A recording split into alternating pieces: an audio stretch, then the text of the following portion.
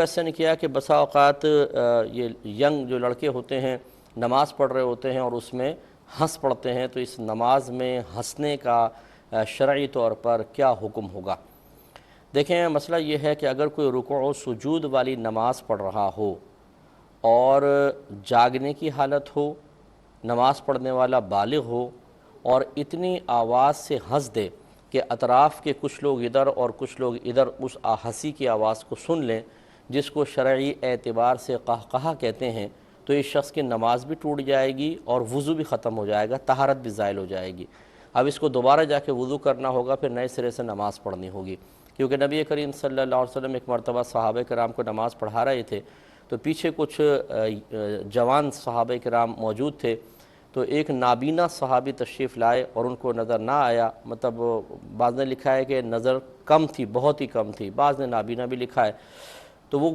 کنویں کی منڈیر نہیں تھی، وہ آئے اور اس کنویں کے اندر گر گئے، تو بے اختیار جو پیچھے والے لوگ تھے جو جن کے نگاہوں کے دائرے میں وہ آ رہے تھے، وہ اس منظر کو دیکھ کر اچانک ہنس پڑے، بے اختیار ہنسی نکل گئی۔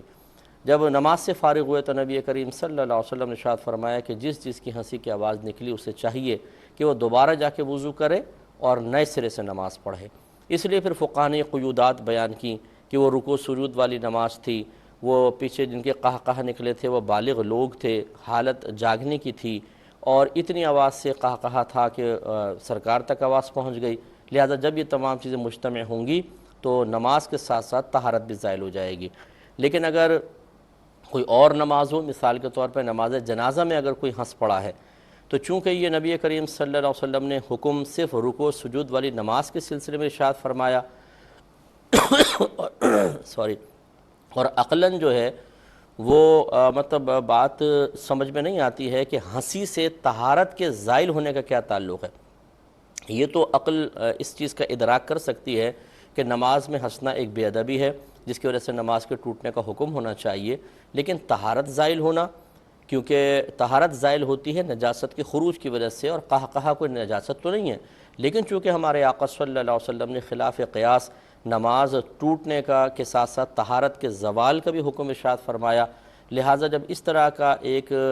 حکم شریعت کی طرف سے آئے جس کا حقیقتاً عقل ادراک نہیں کر سکتی، اس کی حقیقت کو جاننے سے قاصر ہو، تو پھر جیسے ماحول میں سرکار نے حکم دیا ہے بس ویسے ماحول میں وہ حکم جاری ہوگا، دوسرے مقام پر نہیں۔ لہٰذا اب نماز جنازہ کے اندر کوئی قہقہہ لگائے گا تو اتنا تو حصہ عقل اس کا ادراک کرتی ہے کہ یہ بے ادبی ہے، تو ہم کہیں گے نماز جنازہ ٹوٹ جائے گی، وہ ختم ہو گئی۔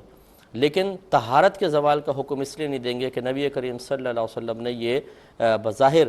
اس کو خلاف عقل حکم کہتے ہیں یا غیر معقول حکم کہتے ہیں، یہ سرکار نے رکوع سجود والی نماز کے ساتھ خاص فرمایا تھا، لہٰذا ہم یہ کہیں گے کہ باقی جیسے آپ نارمل حالت میں بیٹھے ہیں، باوضو ہیں، قہقہہ لگا دیا، تو یہ رکوع سجود والی نماز میں تو نہیں ہے، تو نہیں جائے گا، یعنی نماز فاسد نہیں ہوگی،